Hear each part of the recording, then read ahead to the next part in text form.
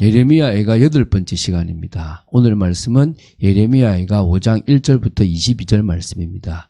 1절부터 5절 말씀을 합독하고 예레미야애가 5장 전체를 보도록 하겠습니다.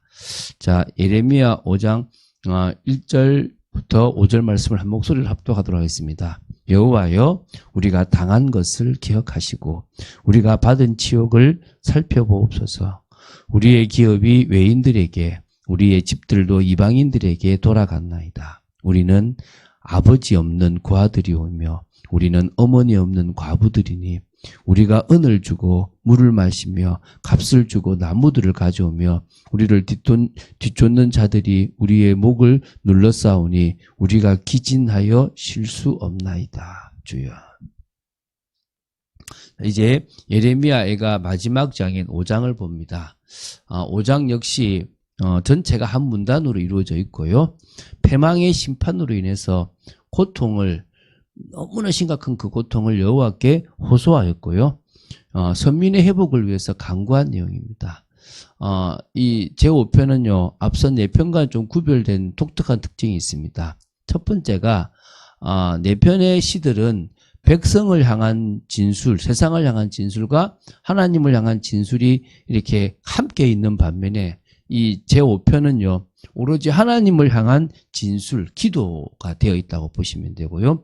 두 번째는 4편 모두 비탄시라고 보시면 되는데 이 5편은요, 기도시로 구분된다고 보시면 되고요. 세 번째는 앞에 4편은 모두가 히브리어 알파벳으로 되어 있는 첫머리에 따른 답관체 형식을 띠고 있다면 이거는 그렇지 않다고 합니다. 똑같이 22절인데 그냥 편하게 그냥 기록해 놨다고 합니다. 그게 특징, 3가지 특징이 있다고 보시면 됩니다. 우리가 이 내용들을 또 보면서 또 조금 은혜를 받았으면 좋겠는데요. 1절부터 18절이 우리가 처음에 좀 같이 나눌 부분인데, 범죄를, 그러니까 이 범죄의 뭐냐면은 원인, 다시 말하면 그 패망의 심판, 그러니까 범죄의 원인은 죄 때문이고 그 때문에 패망을 받게 됐잖아요. 그 패망이 너무 고통스럽기 때문에 하나님을 향해서 너무 고통스럽다라고 호소하는 내용이 시작입니다. 이 예레미야는요, 선민 전체를 지금 대표해서 하나님의 엄정한 심판에 처하게 된 이 모든 이 이스라엘 백성들이 결국은 조상의 죄고 자신들의 죄임을 고백하고 있고요. 그래서 하나님께서 자신들이 당하는 고통이 너무나 크다라는 것을 지금 호소하고 있습니다. 그래서 우리가 당한 것을 기억하십시오. 여호와라고 하는 것은 언약이잖아요. 언약의 하나님, 약속의 하나님, 우리가 당한 것을 기억하십시오. 우리의 집들도 이방인들에게, 우리가 받은 치욕을 살펴보소서. 기업이 외인들에게, 집들도 이방인들에게 돌아갔습니다. 우리는 아버지 없는 고아들입니다. 어머니 없는 과부들입니다. 은을 주고 물을 마시며 값을 주고 나무들을 가져오며, 당연한 것이 당연하지 않다는 거예요.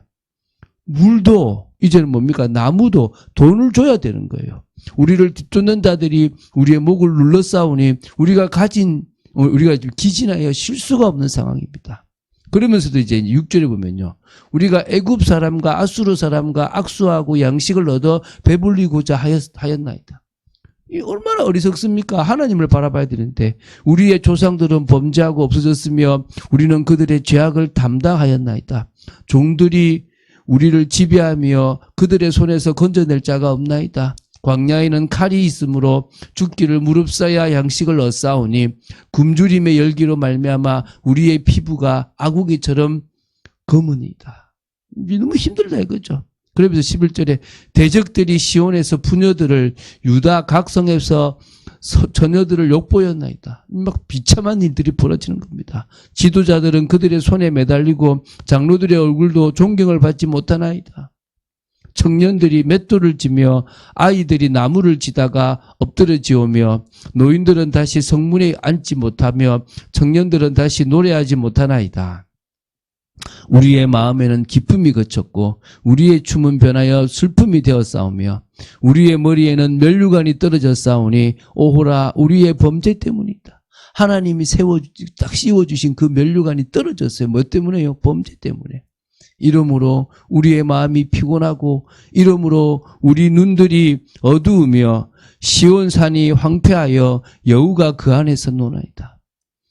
예루살렘 성 이 시온산이 지금 다 황폐해서 여우가 노는 굴이 되어버렸지 아무 의미 없다는 거죠.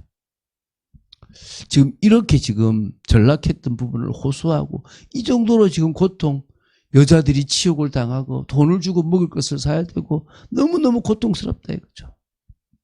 그러면서 이제 19절부터 21절에는 뭐냐면 이제 결국 우리는 여호와 하나님에 대한 그 믿음을 가집니다. 그것에 근거해서 선민을 회복시켜 주시기를 간구합니다.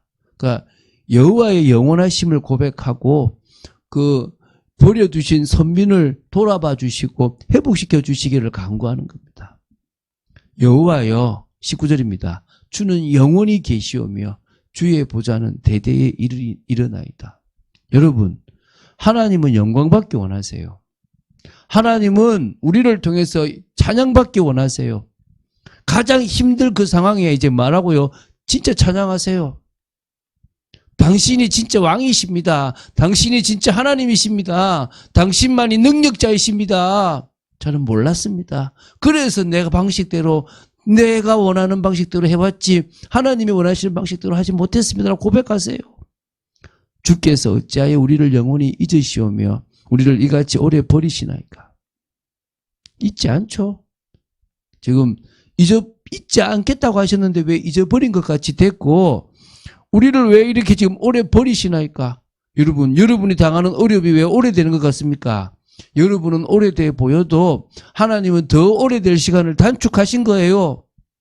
하나님 앞에 서시기 바랍니다. 여호와여 우리를 주께로 돌이키소서. 그리하시면 우리가 주께로 돌아가겠사오니 우리의 날들이 다시 새롭게 하사 애적 같게 하옵소서. 그 살아가는 날들을 다시 새롭게 해달라. 옛적처럼 옛날 하나님이 이스라엘에 베풀어 주신 그 은혜처럼 되게 해달라. 너무 긴 이 고통의 시간을 줄여달라. 이제 이 말입니다. 여러분, 결국요, 하나님이 역사하셔야 됩니다. 우리가 몸부림친다고 길을 한 자도 더 할 수 있습니까? 뭔가를 바꿀 수 있습니까? 안 됩니다. 여호와 하나님만이 우리 인생에 역사해 주셔야 됩니다. 그런데 문제는요, 자꾸 우리가 원하는 인생을 살라 그래요. 제가 원하는 인생은 목사 아니었어요. 제가 원하는 인생은 다른 길이었다니까요. 그 길은 하나님께 영광 돌리려고 했던 길도 있지만 저를 채우려고 했던 길이 아닐까 싶어요. 그런데 목사가 돼 보니까 내가 목사 안 했으면 지금처럼 행복할 수 있을까? 내가 목사 아니었으면 지금처럼 만족하는 인생을 살아갈 수 있을까? 매일 여러 만남들 속에서 사람을 살리고 목회자를 도와주고 여러 분야의 일들을 도와주는 이 일을 내가 할 수 있을까? 여러 영혼들을 제자로 세우는 이 귀한 일에 내가 이 가치 있는 이 일에 내가 지금 만족하는데 내가 과연 정기나 다른 걸로 해서 만족할 수 있을까? 저는 없다고 생각돼요. 여러분, 하나님은 우리를 너무나 잘 아십니다. 그래서 진짜 우리를 행복한 곳, 하나님이 원하시는 곳을 인도하려고 그래요. 그런데 우리는 여전히 내 방식대로 가려고 그래요. 그걸 빨리 내려놓고 갑시다. 오늘 주님이 원하시는 그 축복의 곳으로 가시고 잊어버린 것처럼 보이지만 잊지 않으시는, 오래 버려둔 것처럼 보이지만 그러지 않으시는 하나님을 바라봐야 될 줄 믿습니다. 이제 22절이 끝입니다. 그러면서도요, 다시 한번 솔직하게 간구하고 은혜를 간구합니다. 뭐냐면 여호와의 심판의 그 고통에 대한 최후의 호소가 나와요. 예레미야가요, 정말 고통에 대한 호소로 애가를 지금 마무리하고 있음으로 말미암아 지금 조속한 은혜, 하나님의 개입을 지금 간구하고 있는 겁니다. 읽어볼게요. 주께서 우리를 아주 버렸사오니 오며 우리에게 진노하심이 참으로 크시니다. 버린 것 같아요, 하나님. 안 그런 걸 보여달라 이 말이죠.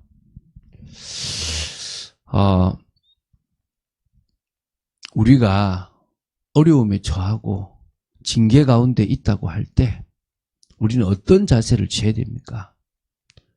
그 모든 것의 원인이 접니다.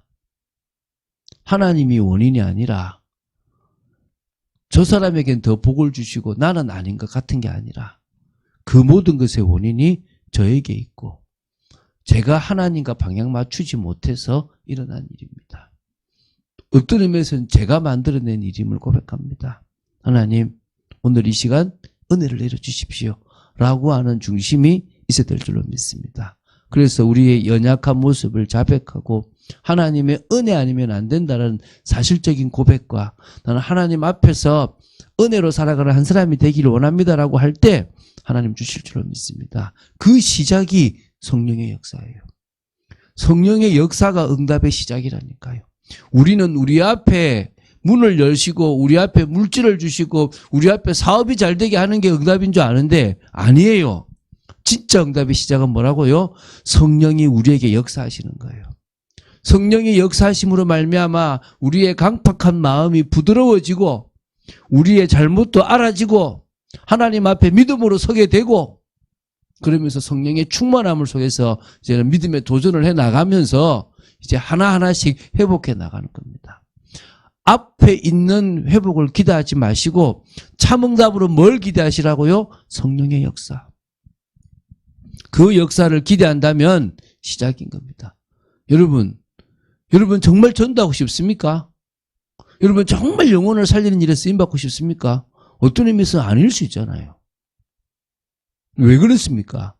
아직도 나는 내 인생이라. 아직도 나는 내가 원하는 게 있다니까.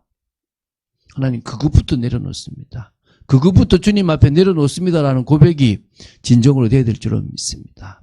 그래서 정말 우리가 주님이 원하시는 세상의 빛으로서 주님의 뜻을 이루는 삶을 기쁨과 감사함으로 살아갈 때 하나님이 하신 역사를 보게 될 줄로 믿습니다. 그 응답을 누리는 저와 여러분 되시기를 주 예수 그리스도로 축원드립니다. 주는 그리스도시요 살아계신 하나님의 아들이심을 고백합니다. 오늘 예레미야가 5장을 보면서 다시 한번 정말 저희들이 어떻게 간구해야 되며 어떤 은혜를 사모해야 되는지를 봤습니다. 하나님 저희들을 되돌아봅니다. 정말 주님의 은혜 가운데로 들어가고 참응답 중에 참응답인 성령의 역사를 기대하며 그 성령의 역사로 말미암아 주님과의 깊은 소통이 되어지기를 간절히 소원합니다.